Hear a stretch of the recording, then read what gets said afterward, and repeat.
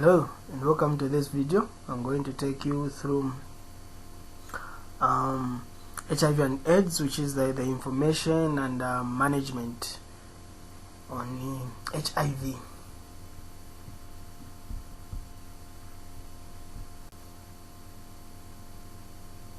Okay, so HIV stands for human immunodeficiency virus, which causes the disease AIDS, lowering function of the immune system.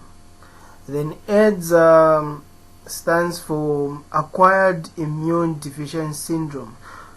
Okay, so AIDS is when the HIV infection is too massive that it destroys a large number of the immune system processes and leads to the patient having multiple opportunistic infections resulting in illness. For example, chronic diarrhea, persistent fever, weight loss, anemia, and rash.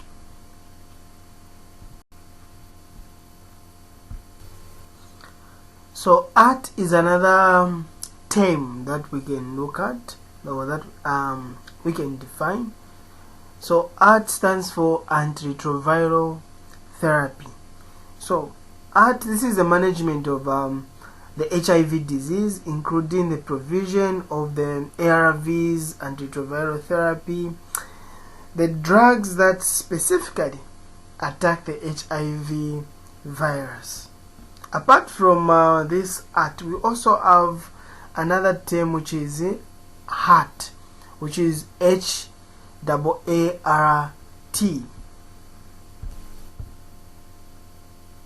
So HAART stands for highly active antiretroviral therapy.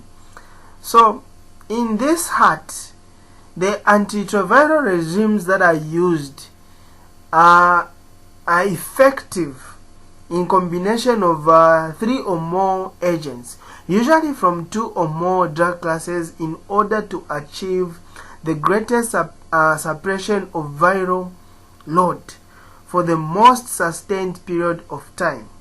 So antiretroviral therapy treatment with drugs that specifically attack the HIV virus.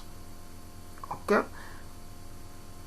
so those are the definitions of some of the terms. So we've looked at HIV, what it stands for, AIDS, ART, then HAART. These things are the things that we've looked at. So now let's look at the modes of spread of HIV. Okay, so the primary transmission of HIV is through exposure to HIV infected blood or exchange of HIV contaminated bodily fluids. So the 3 primary modes of transmission are as follows. So one of the ways that HIV can be transmitted is through blood-to-blood transmission. So under through blood-to-blood transmission, this can take place through the transfusion of HIV-infected blood or direct contact with the blood, or exposure to HIV-contaminated needles, syringes, and other equipment, as well as donated organs. It can also be transmitted through traditional procedures, which involves scarification. Okay. Another way that HIV can be transmitted is through sexual contact. Now, under sexual contact, this is where a person is having unprotected vaginal, oral, or anal intercourse.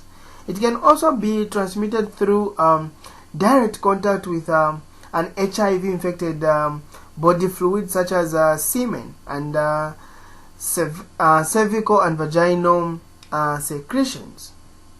So that is under sexual contact. Then another transmission is perinatal transmission. So this is a transmission that can occur from the mother to child. Okay, so this is mother to child transmission of HIV during pregnancy, labor, and delivery. It can also take place through mother-to-child transmission of HIV during breastfeeding.